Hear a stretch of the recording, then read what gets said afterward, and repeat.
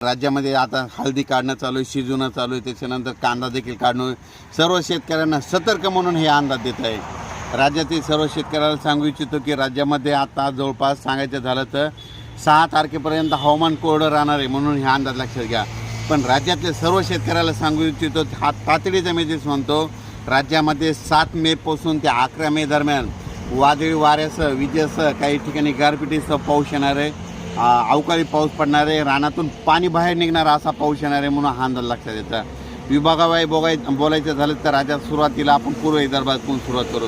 राज्यामध्ये 7 ते 11च्या दरम्यान पूर्व विदर्भामध्ये म्हणजे खूप ठिकाणी शेतातून पाणी बाहेर निघाला असा पाऊस पडणार आहे, विजेचं पडणार आहे, विजा असणार आहे, गारपीट देखील होणार आहे, वारा देखील असणार आहे म्हणून स्वतःची काळजी घ्यावी.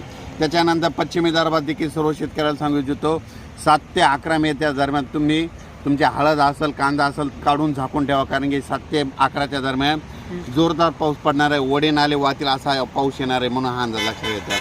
त्याच्यानंतर मराठवाड्याकडे वळू. मराठवाड्यात देखील 7 ते 11 दरम्यान जोराचा पाऊस राहणार आहे, म्हणजे शेतातून पाणी बाहेर निघेल असा पाऊस राहणार आहे. ऊसावाल्यासाठी हा पाऊस चांगला राहणार आहे म्हणून हा अंदाज लक्षात घ्यायचा.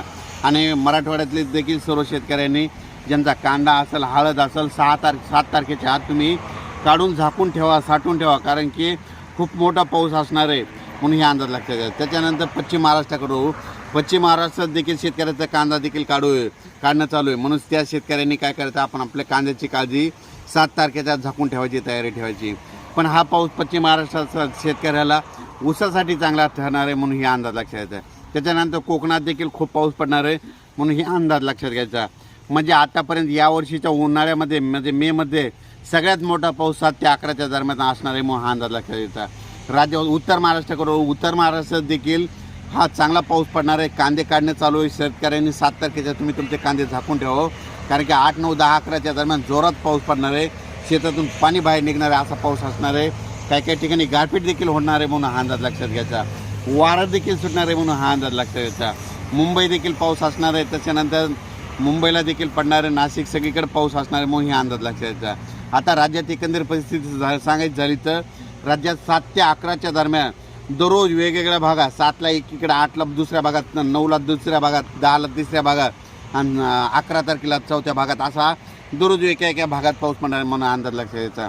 देशात एकंदरीत परिस्थिती बघायची झालं तर देशामध्ये आंध्र प्रदेश, तामिळनाडू, कर्नाटक, केरळ, छत्तीसगड या भागात देखील म्हणजे पावसाळ्यासारखा पाऊस पडणार आहे. त्या भागात मुसळधार पाऊस पडणार आहे. तिकडं मुसळधार पडणार आहे म्हणून त्याचा असर आपल्या महाराष्ट्रावर पाऊस येणार आहे म्हणून अंदाज लक्षात द्यायचा. यावर्षी परत एक शेतकऱ्याला सांगू इच्छितो की यावर्षी देखील पावसाळा चांगला होणार आहे. जूनच्या शेवटच्या आठवड्यात पेरणीयोग्य पाऊस राहणार आहे म्हणून ही अंदाज लक्षात द्यायचा. अचानक वातावरणात बदल झाला